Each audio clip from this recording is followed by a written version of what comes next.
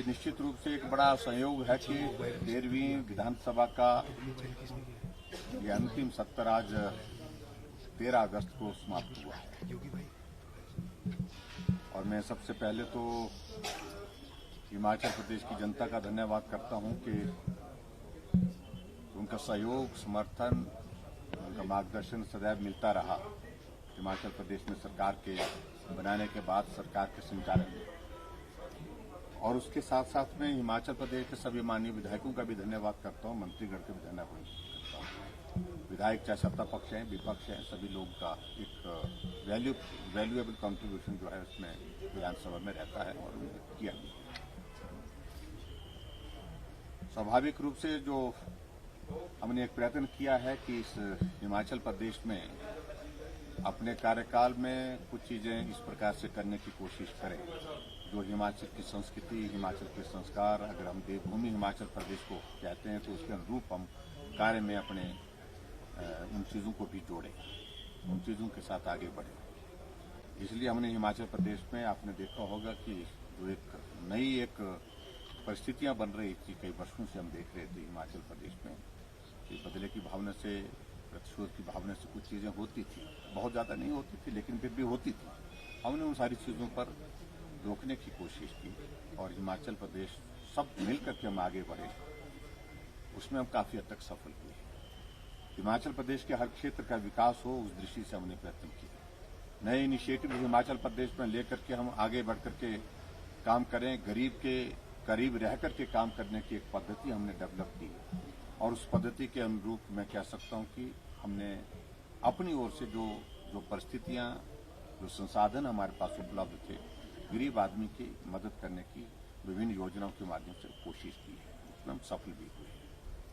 और मैं समझता हूं कि अपनी ओर से जो बेस्ट पॉसिबल जो किया जा सकता था, ऐसे संकट में जब कोविड का दौर था, ऐसे दौर में मुझे लगता है कि वो बहुत बड़ी एक चुनौती थी। उस चुनौती से पूरे हिमाचल प्रदेश के लोगों के आशीर्वाद से हम पार हुए हैं और निश्चित रूप से इस बात को लेकर के एक बात हमारे दिल में जरूर रहेगी कि आज से पहले जितने भी मुख्यमंत्री हिमाचल प्रदेश में रहे उनको सामान्य परिस्थितियों में कार्य करने का अवसर प्राप्त हुआ जो हमें नहीं मिला।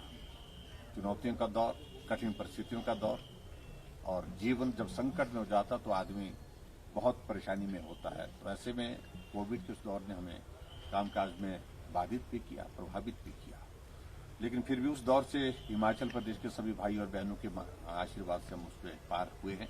और आज मुझे इस बात की खुशी है कि हिमाचल प्रदेश का हमारे वर्तमान कार्यकाल का जो ये मानसून सत्र का अंतिम दिन था, तो ये कार्यकाल का अंतिम दिन का सत्र जो है बहुत सौहार्दपूर्ण माहौल में पूर्ण हुआ है। और इसके बाद हम आने वाले समय में विधानसभा के चुनाव में जाएंगे। विधानसभा के चुनाव के बाद फिर नई परिस्थितियों में यहाँ पर हिमाचल प्रदेश में मिलेंगे, आप लोगों से भी मिलेंगे और आप सबका भी, मैं मीडिया जगत के सभी मित्रों का भी मैं आभार व्यक्त करता हूँ। आप सबका भी एक बहुत बड़ा कॉन्ट्रीब्यूशन, वैल्यूएबल कॉन्ट्रीब्यूशन जिसको मैं कह सकता हूँ हिमाचल प्रदेश में हमें मिला है और उसके लिए मैं आप सबका आभार व्यक्त करता हूँ। और मैं 15 अगस्त की बहुत बहुत शुभकामनाएं देता हूँ और जन्माष्टमी की भी आप सबको बहुत बहुत बधाई और शुभकामनाएं देता हूँ। सर शब्द छोटा था लेकिन महत्वपूर्ण इसमें ब्रह्मास्त्र है। टेक्निकली देखें तो 2 महीने का समय रह गया। देखिए, हम ब्रह्मास्त्र का इस्तेमाल करने की जरूरत पड़ेगी तो करेंगे, नहीं उसके बिना ही चल सकता है तो कोशिश वो भी करेंगे। लेकिन मैं इतना जरूर कहना चाहता हूँ, लोगों के बीच में जाएंगे, अपना पक्ष रखेंगे, लोग स्वयं अपने आप तय करें। हिमाचल प्रदेश की जनता बहुत प्रबुद्ध है, समझती है, जानती है, जो भी निर्णय हिमाचल प्रदेश की जनता करेगी। लेकिन मैं इतना जरूर कहना चाहता हूं कि एक बात जो हमेशा यहां पर बात कही जाती है कि 5 साल का कार्यकाल बांट बांट करके करते हैं, तो अब की बार बांटने की स्थिति ना हो, तो हमने इस बार ये बात कही है कि इस रिवाज को बदलेंगे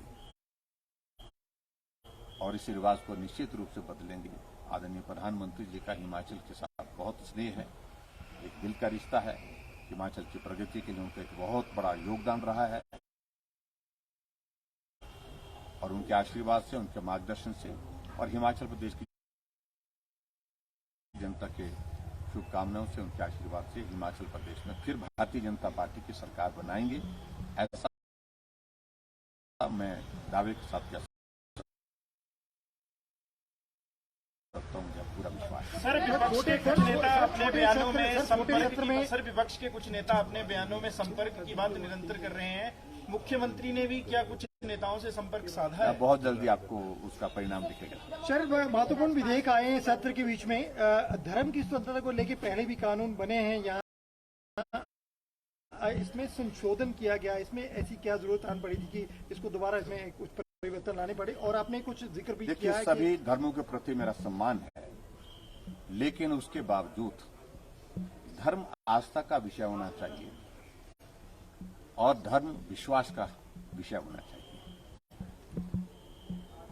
पिछले कुछ अरसे से हम देख रहे हैं कि बहुत बड़ी संख्या में हमारे कुछ लोगों को इस प्रकार से टारगेट करके एक निश्चित लक्ष्य के साथ प्रलोभन दे करके, गुमराह करके, झूठी बातें कह करके उनको धर्म परिवर्तन की दिशा में आगे बढ़ाया जा रहा है और वो धर्म परिवर्तन के दौर हमने देखे भी।